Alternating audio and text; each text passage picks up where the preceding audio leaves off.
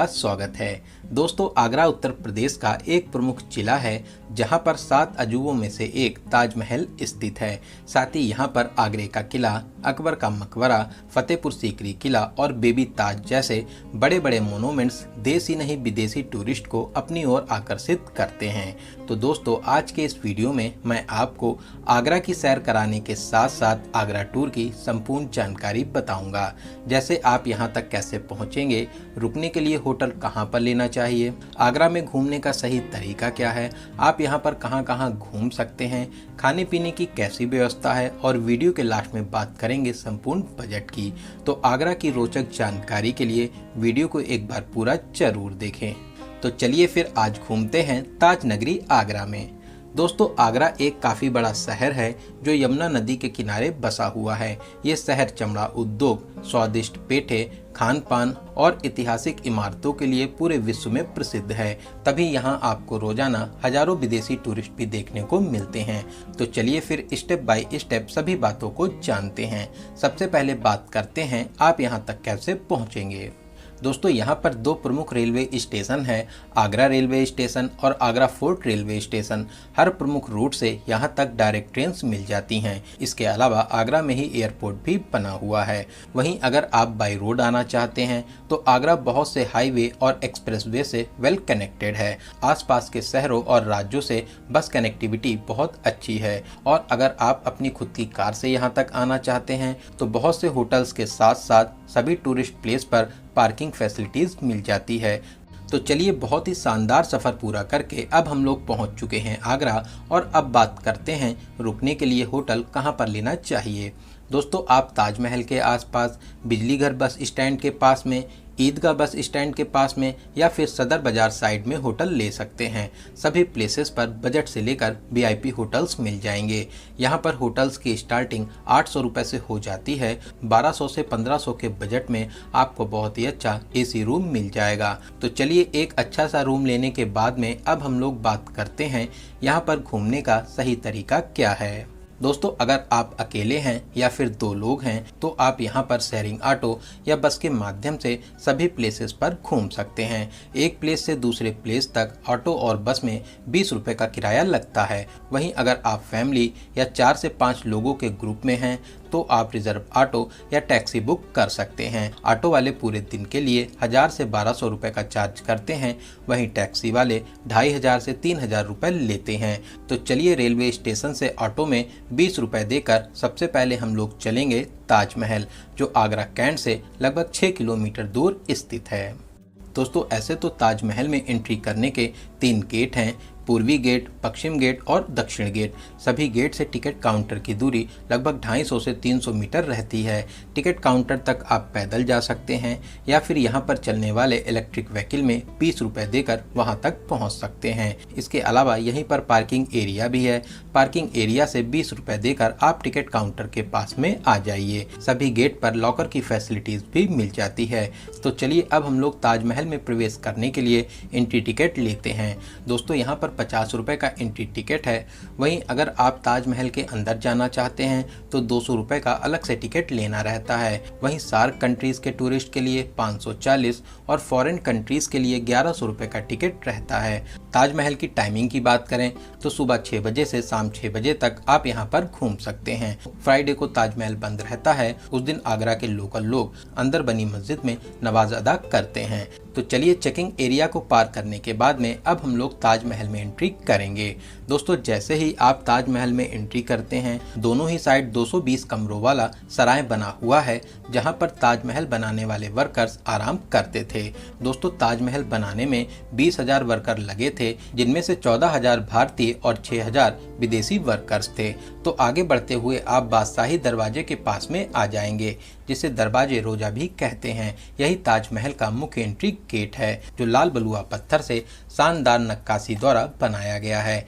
जब आप इसमें प्रवेश करते हैं तो ऐसा प्रतीत होता है ताजमहल आपसे दूर जा रहा है। तो बादशाही दरवाजे को पार करते हुए सबसे पहले आप बेहद ही खूबसूरत और 7 अजूबों में से एक ताज का दीदार करेंगे, जिसके शानदार नज़ारे आपका दिल जीत लेंगे।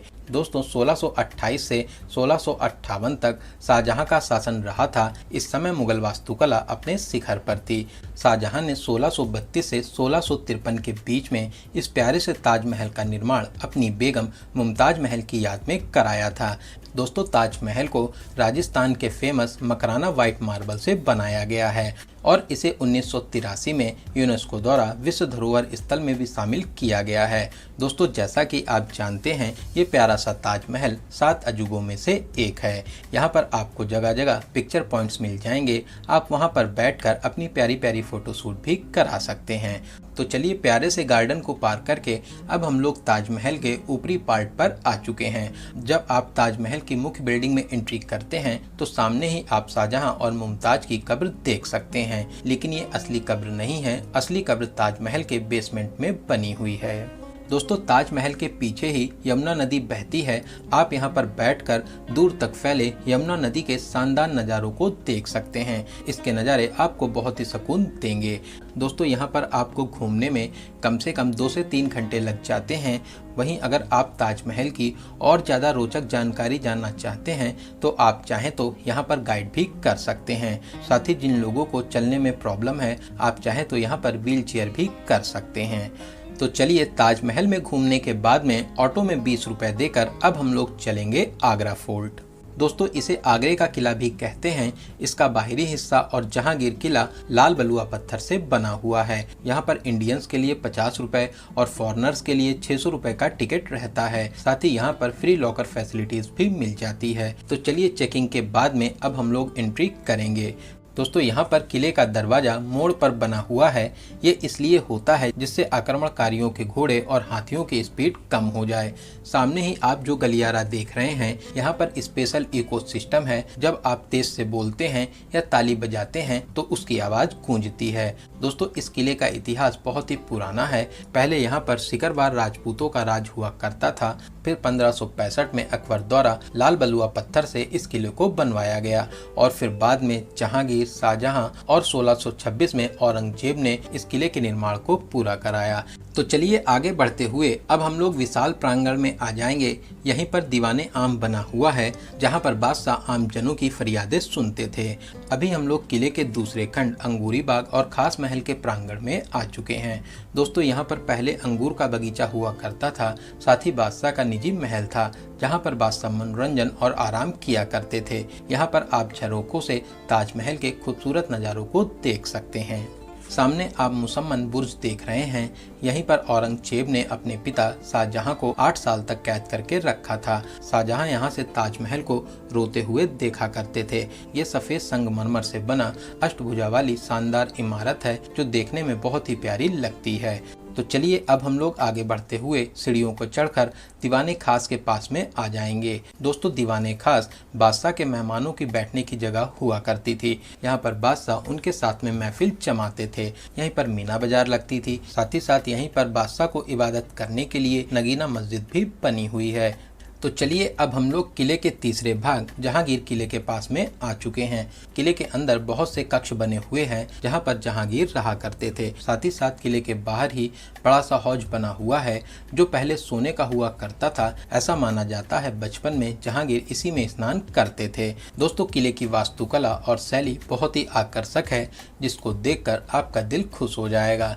यहाँ पर आपको घूमने में 1 से 2 घंटे का समय लग जाता है। तो चलिए यहाँ पर घूमने के बाद में अब हम लोग चलेंगे टॉम ऑफ इत्मद्दौला जो यहाँ से 4 किलोमीटर दूर यमुना ब्रिज को पार करके आना रहता है।